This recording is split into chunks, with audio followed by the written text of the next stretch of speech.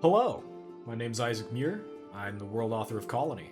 And I am Charles Guerrero. I am one of the concept artists for Colony. Today we are working on some redesign efforts for the colony insects, the Sekuta.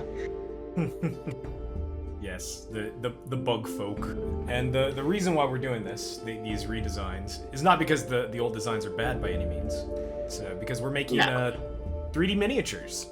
With the designs that we had previously, they fell in line a lot closer towards actual insect anatomy.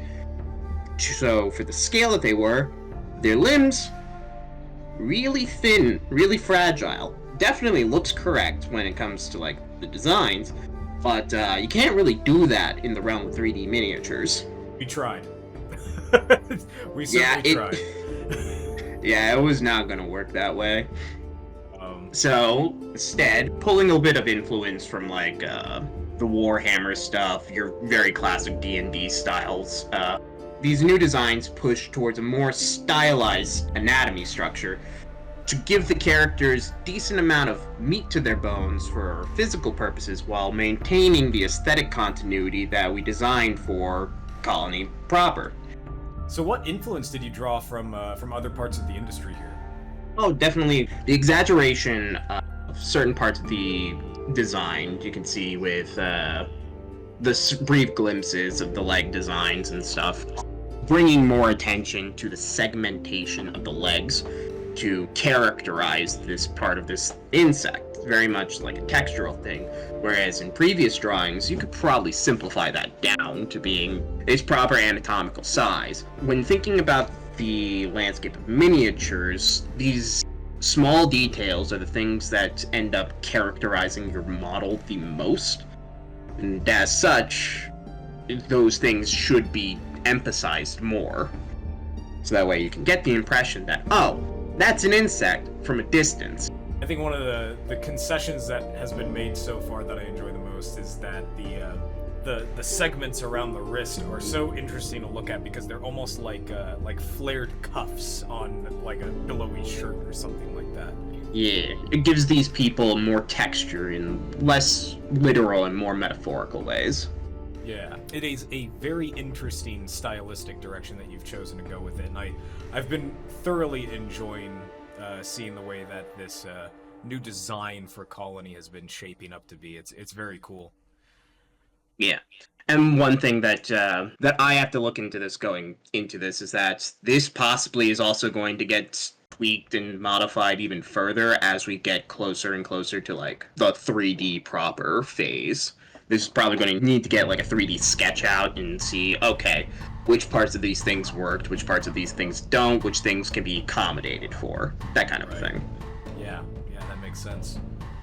Our 3D modeling efforts are going to be very interesting. Sarah's going to have a lot of fun breaking these down and saying, oh yeah, this is why this doesn't work. Because for all intents and purposes, the exposure that I have when it comes to like the process of like 3D printing and stuff only goes as far as previous projects, Red Star games and the like. I have had to compromise some designs in order to like make for an actual model. Yeah, obviously, like, these are just preliminary designs. These are insights into how our creative process works.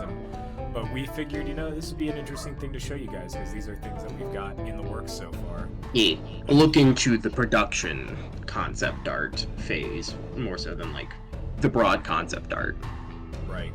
We have been not necessarily secretive, but we haven't been particularly open with the exact production process of how our artwork gets made or how our projects are influenced through the artwork or a variety of other aspects of just production in general.